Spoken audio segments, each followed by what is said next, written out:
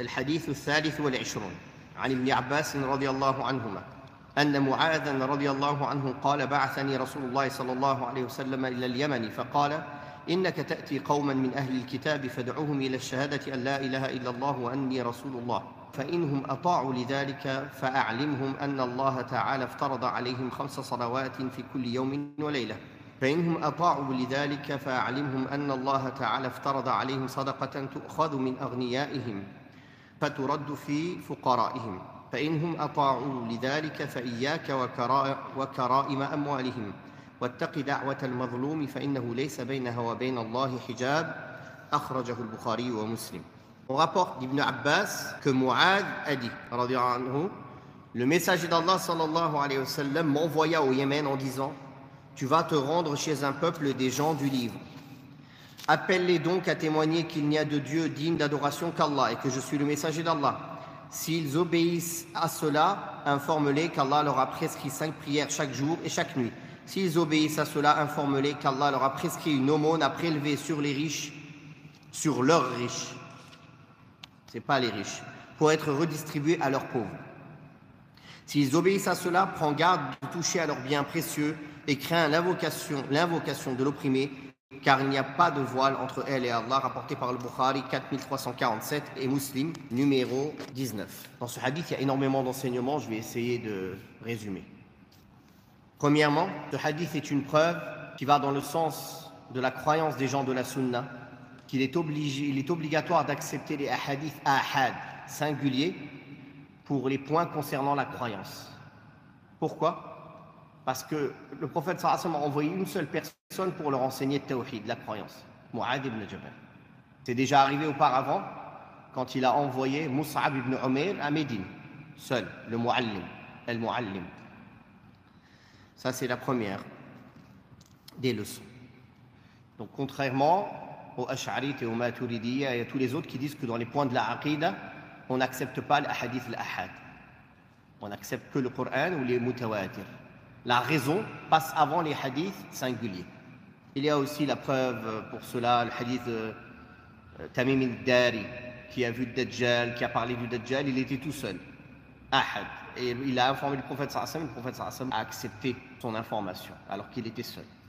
Ainsi de suite. Il y a beaucoup de preuves sur cela. Le deuxième enseignement dans ce hadith, c'est que le prophète sallallahu alayhi wa sallam différenciait entre les savants et le commun des musulmans.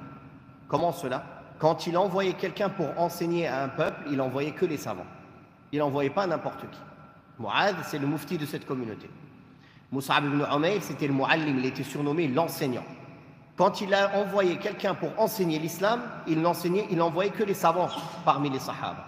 Il n'envoyait pas n'importe quel commun des musulmans. Par contre, il a dit de manière générale, Ballighu anni walau aya. Transmettez de moi ne serait-ce qu'un verset. Ça, c'est pour tout le monde. C'est-à-dire, dans ta vie de tous les jours, tu as appris quelque chose avec moi, tu retournes dans ton peuple, transmets de moi ce que tu connais.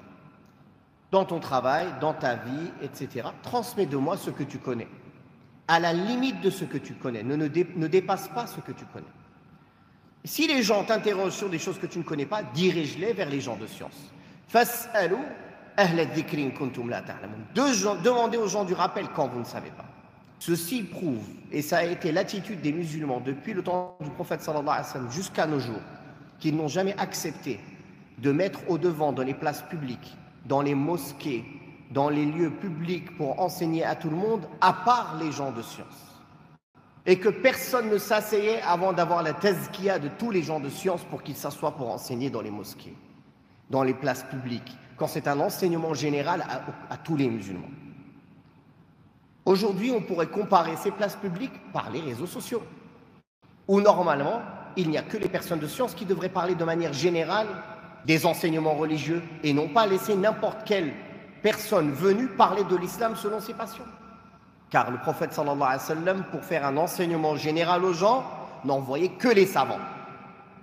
Et les sahaba n'acceptaient dans les mosquées, dans les places publiques, un enseignement aux gens que les savants parmi eux. Et les tabi'in aussi, et leurs suiveurs aussi.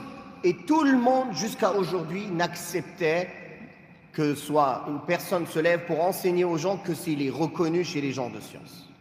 Jusqu'à qu'aujourd'hui, les réseaux sociaux ont donné la parole à n'importe quelle poubelle, qui sort de n'importe où, qui parle de ce qu'il veut, comme il veut, quand il veut.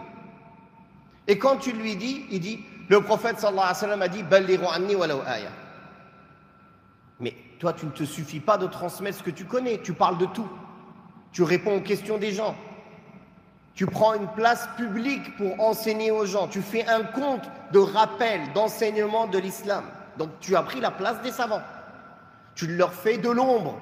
Tu viens cacher les comptes qui devraient être écoutés en faisant des comptes supplémentaires qui ne servent à rien à part égarer les gens. L'attitude du prophète sallallahu alayhi wa sallam, des sahaba, des salafs et des ulama jusqu'à aujourd'hui prouve qu'il faisait une différence entre une da'wa que tout musulman fait sur les bases de ce qu'il connaît autour de lui. Il est commerçant, dans son commerce, il transmet l'islam. Dans sa famille, il transmet l'islam, le peu de ce qu'il connaît. Quand il ne connaît pas, il dirige les gens vers les gens de science. Ça, tout le monde doit le faire. Et une personne qui se met sur une place publique pour dire « Viens, je vais t'enseigner l'islam. Je vais te faire des rappels sur l'islam.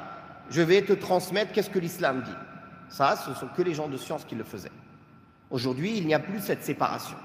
N'importe qui ouvre un compte sur les réseaux sociaux, rappel islamique, Coran, Sunna, Ahl Sunna, je ne sais pas quoi, des Asma Musta'ara, des kunyas, des noms, personne ne sait c'est qui derrière. Ça se trouve, c'est personne derrière. Ça se trouve, c'est même des mécréants derrière. Ça se trouve, c'est des robots, c'est même pas des gens. Le pire, c'est quand des personnes me disent tel compte a dit. C'est un compte, c'est un nom de compte, je ne sais pas, un nom qui ne donne pas une identité. J'ai dit, et c'est qui? Il dit, je ne sais pas, ok, barak, salam alaikum. Au prochain. Comment tu prends ta religion de quelqu'un que tu ne sais pas? Tu ne sais pas c'est qui? Son identité, rien que son nom, tu ne sais pas c'est qui déjà. Alors que Ibn Sirin a dit, en vérité, cette science est une religion. Voyez donc bien de qui vous prenez votre religion. Parfois, on sait c'est qui le nom, mais ça ne veut pas dire qu'on sait si c'est une personne apte à être écoutée. Donc ça ne suffit pas même qu'on connaisse l'identité de la personne. On doit savoir si c'est une personne qui mérite qu'on apprenne chez elle. Le prophète sallallahu alayhi wa sallam, quand il envoyait un de ses compagnons à lui pour enseigner l'islam, il n'envoyait que les savants. Mais quand des gens venaient apprendre chez lui, ils retournaient vers leur peuple, il leur disait, transmettez ce que vous connaissez. Comme vous, par exemple, ici, vous êtes là, vous écoutez le cours, vous rentrez chez vous, vous transmettez à votre famille, vous transmettez à vos amis. Ça, c'est normal, c'est le devoir de chaque musulman. Mais à condition qu'il transmette de manière fidèle. S'il n'est pas sûr, il ne dit rien, il dit, je vais demander. Dans ce hadith, on voit qu'il y a des priorités dans le prêche. Et la priorité des priorités, c'est le tawhid. Il lui a dit d'abord de les appeler à l'attestation de foi, à la double attestation, puis à la prière, puis à la zakat. Ici, il a été cité le hadith pour le chapitre de la zakat. Donc on va parler un petit peu de cela.